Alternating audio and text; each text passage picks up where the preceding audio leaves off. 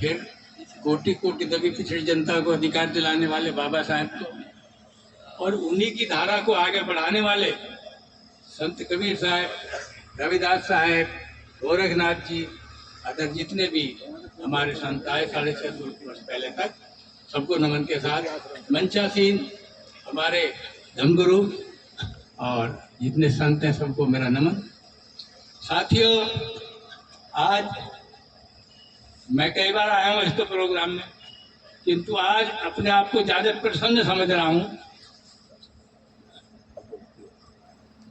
और गौरवान्वित भी हो रहा हूँ, इसलिए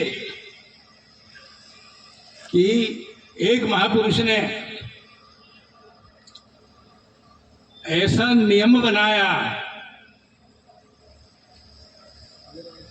कि हम जो बिखरे पड़े हैं, जितने पंथ हैं, हम सब अलग अलग बात करते हैं।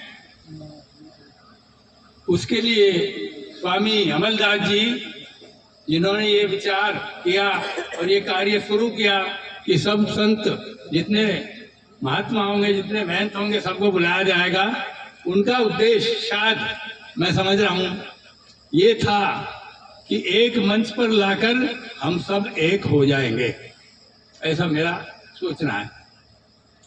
और आज मैं देख रहा हूँ, कई बार प्रोग्राम देखा है, तो हम अभी विचार कर रहे थे, स्वामी जी बोल रहे थे हरि शब्द पर, बिल्कुल सही बात है। एक पुस्तक अभी निकली है, मूल निवासियों के शब्द हैं हर और हरि, 200 पेज की पुस्तक है, समय प्रकाशन से निकली है।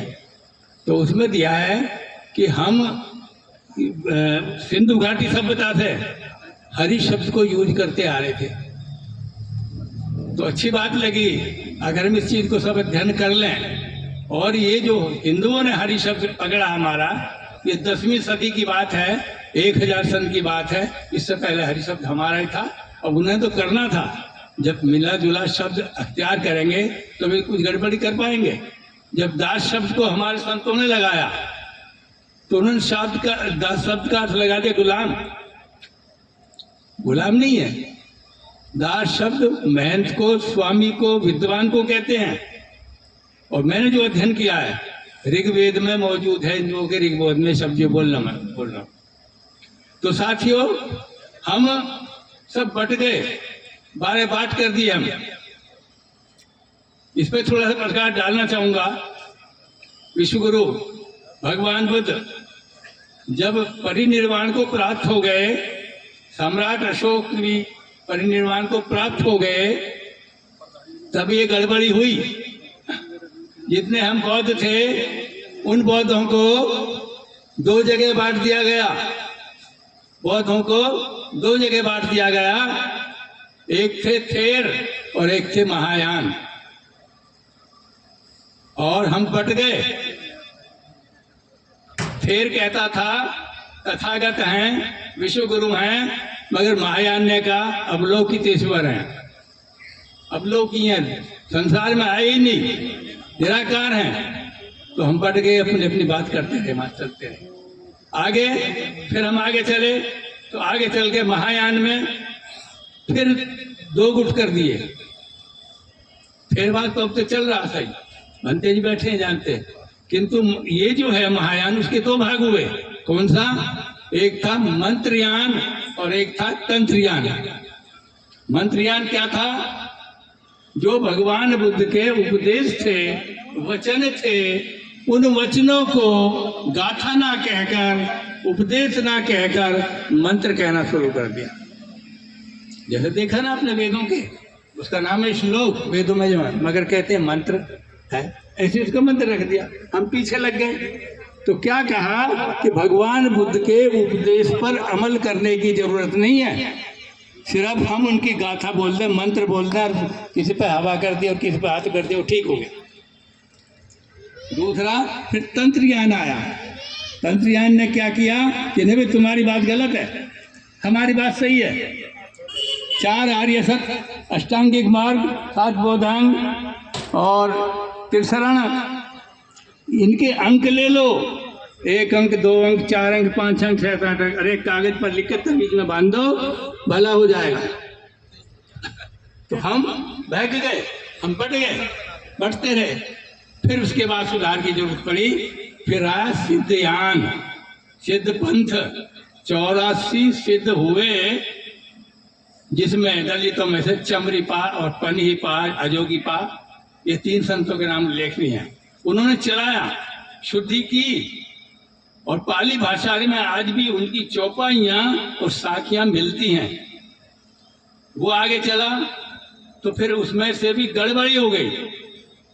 सिद्धों में एक गड़बड़ी आ गई, उन्होंने स्त्रियां रखनी शुरू कर दी और बजाय जंगल के गृहस्थियों में रहना शुरू कर दिया, गांव में रहना शुरू कर दिया। अब चलता रहा तो फिर मच्छंदर पा थे, सिद्ध पंथ के मच्छंदर पा, तो वो कल्याण करते थे, जंगल में रहते थे और जाते थे, जो कि मिल जा भिक्षा मिल गई, खा लिया, ले लिया, किसी का दुख देखा, दुख सुना तो उसे उसका दुख हल्का कर दिया। एक स्त्री आई और रोने लगी। उन्होंने कहा जी मेरे तो कोई बच्चा ही नहीं है। मच्छंदर पा जी ने कहा ठीक है, कोई बात नहीं भाई।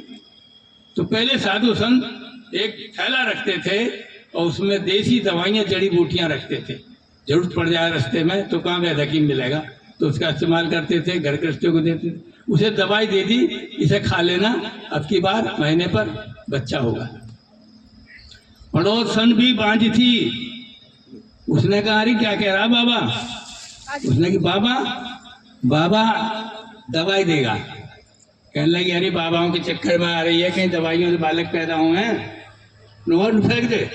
फेंक दी, वो उठा के ले गई, उसके बच्चा हुआ, और उसके बच्चा हुआ, उसका नाम रखा गया गोरख, बच्चे का नाम गोरख रखा गया। और जब मच्छंदर पाप फिर गए दोबारा उसी बस्ती में, उसी गांव में, वो औरत फिर रोती हुई आई। उसने भाई अब क्या हुआ, क्या दूसरा बच्चा चाहिए? कि नहीं महाराज वो तो है ही नहीं। क्यों? कि मैंने दवाई फेंक दी उसके कहने से। कह लगे अच्छा कहाँ रहती है वो? कि गौशाला में रहती है। तो गायों का गोबर इकट्ठा करके उसे पाथने का काम करती थी वो, इसलिए गौरक्ष, गौ की रक्षा करने वाला, पालने वाला गौरक्ष। उन्होंने कहा बच्चे के हाथ से लाओ, हमारे भगत के हाथ से भिक्षा लाओ। गोरख जी आ गए, उन्हें कह लो जी, हाथ पकड़ लिया मच्छंदर पा जी ने कि ये तेरा बच्चा नहीं है, बेईमानी से लिया तूने, मुझे दे दे। 12 साल के गोरख मच्छंदर पा जी के साथ चले गए। आगे सिद्धों में 5-7 साल देखा, विरोध किया गलत बातों का। सिद्धों में जो गलत बात आ गई थी उनका विरोध किया। तो तब मच्छंदर पा ने कहा बेटा बहुत दिन हो गए, हम ही नहीं समझ पाए, इनकी लीला सुधर नहीं पाए, कि आप मेरे साथ हो जाओ। गुरु ले लिए मच्छंदर पा जी, फिर मीरनाथ उनके गुरु ले लिए, उसमें जालंधर नाथ जी ले लिए, जालंधर पा, सब इनके साथ मिल गए। 8 लोग और मिलाए, सारे विचार मिलाकर नाथ पंथ शुरू हुआ। फिर उन्होंने सुधार किया, जंगल में रहेंगे, तपस्या करेंगे, गृहस्थी में नहीं रहेंगे, स्त्री नहीं भोगेंगे। फिर सुधार आया। जब सुधार आया, चलता रहा 12वीं सदी बीती, फिर 2 भाग कर दिए गए हमारे, शैव और वैष्णव। हम उनके पीछे लग गए, चलते रहे। फिर एक ऐसा सुनहरा समय आया, उस सुनहरे समय में जो आज हम देख रहे हैं, दर्शन करने में दुनिया के, फिर 650 वर्ष पहले करीब कबीर साहब और रविदास साहब आए। उन्होंने उस शुद्ध चीज को करके आगे बढ़ाया, सहजियान चलाया, और हम उन्हीं का आज गुणगान कर रहे हैं। किंतु दुखी सी बात का है थे कि गोरख जी से बहस करी, हारा मान गए गोरख जी, कबीर साहब से बहस करी, कबीर साहब मान गए। ये क्या है? ये हमें बांटा जा रहा है। हम नाथ और कबीर पंथी और रविदास पंथी एक जगह ना बैठ सके। तो आज बड़ी खुशी हो रही है, हमसे एक बात बैठे, इस बात को लाने के लिए कर रहे हैं। जो बात कबीर साहब ने कही वही रविदास साहब ने कही, बहस का मतलब नहीं होता। एक बहुत दिन पहले मैंने पढ़ी थी बख्शीदास की, मेरठ के थे, रविदास रामायण। तो उन्होंने रविदास रामायण सारा हिंदूवाद, कबीर वेदों पर चर्चा कर रहे हैं, वेदों की तारीफ कर रहे हैं, जबकि मैंने बीजक का अध्ययन भी किया, कहीं ऐसा नहीं है, किंतु वो बांटा जा रहा है। अब जो लोग बचे जो साधु संत मत के, अध्यात्म मत के थे, वो तो आ गए, अपने अपने गुरु के साथ लग गए हम। अब दूसरा पॉइंट ये रहा, जो नहीं थे ऐसे विचार के, उनके दो भाग किए गए, एक पिछड़े और एक एससी। अति पिछड़े। पिछड़ों से कहा तुम ऊंचे हो इनसे, एससी से कहा कि तुम ऊंचे हो, ये नीचे हैं, एक साथ नहीं मिल जानी चाहिए, अलग अलग उनके बारे पाठ हो जाने चाहिए। हम नहीं बट पा रहे। अब समझ में आ रही है पिछले लोगों के, पिछड़े भी मिल गए, समझ गए, बहुत बन रहे हैं लोग। तो मेरा विचार महात्माओं से और संतों से, सब उपस्थित से ज़्यादा मैंने समय ना लेकर, मैं सिर्फ ये कहना चाहता हूँ कि जितना मंच बैठा है आप, अच्छा लग रहा, बहुत अच्छा लग रहा। हम इसमें एक थोड़ा सा सुझाव है मेरा, अगर उसे मान लिया जाए, जैसे हम एक साथ बैठे हैं अपनी अपनी बात कह रहे हैं, तो मेरा विचार ये है कि एक विषय रखा जाए, हर पंथ का स्वामी, हर पंथ का संत उसी विषय पर बोले, तब उसमें वो दिन आ पाएगा जिसकी हम प्रतीक्षा कर रहे हैं। करने हम एक हो जाएं, दूसरों से लड़ने के लिए तैयार रहेंगे।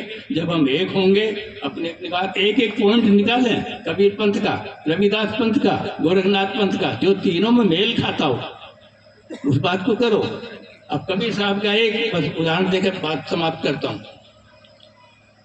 भगवान बुद्ध ने कहा था, एम करोति अजयी मरणमी सुबे, ये सुत पिटक का वचन है। उसमें कहा है जो करना कर ले, क्या पता कल सुबह हो या ना हो। वही कबीर साहब की बात है, आज करे सो काल करे सो आज कर रहा, आज कर। तो हमें ढूंढने की जरूरत है, समझने की जरूरत है। और मैं छोटा सा आपका शिष्य हूँ, 45 पुस्तकें लिखी हैं कबीर साहब पर की है, 5 पुस्तकें रविदास साहब पर लिखी हैं, और सब लोग आप अच्छा मुझे आशीर्वाद देते हैं। होता साथ नमो उद्धार, जय भीम, संत भाई। Hello hello.